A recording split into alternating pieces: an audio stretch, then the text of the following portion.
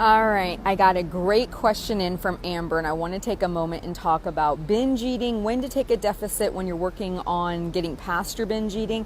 I've been open and honest and said that I actually dealt with my binge eating while losing weight. And knowing what I know now, if I could go back and change it, I would have dealt with the binge eating first.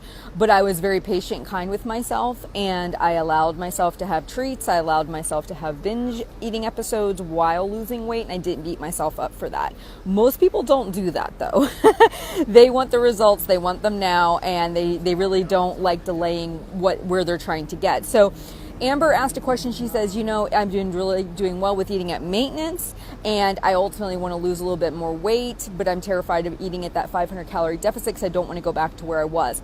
I just did an interview with Dr. Levinson. He wrote a book on maintaining, and he said something I thought was really groundbreaking. He said, no matter what weight you're at, really focus on maintaining that weight and see if you can even do that. So with binge eating, a lot of times we only know an upward progression in our weight. We're either actively dieting down or we're actively gaining weight due to our binge eating.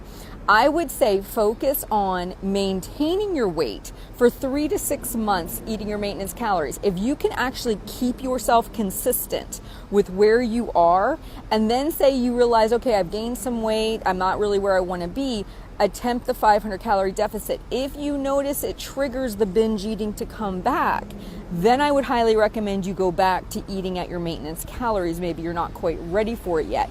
Also, when you're taking that 500 calorie deficit, make sure you're still prioritizing your protein, because that's going to keep you satiated and really keep you balanced. So I'm hoping that this helps. Again, had I to do it all over again, I definitely would have dealt with the binge eating separately from the weight loss. The diet will not fix the binge eating, okay? They are two separate problems or two separate situations that you're dealing with. But this idea of maintaining your weight, even if you weigh way more than you want to, at least you're preventing yourself from doing the yo-yo cycle where, okay, I'm going to drastically cut back on my calories, then I'm going to binge up past where I was before. So now I'm not at 200 pounds anymore. Now I'm at 210, right?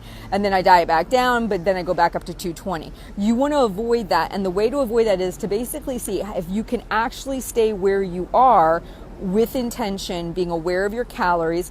And then if you've stayed there for a while, then take the deficit. So I would at least give 3 to 6 months for those of you who are really working on this. You guys have a great day, and I'll talk to you soon. Bye.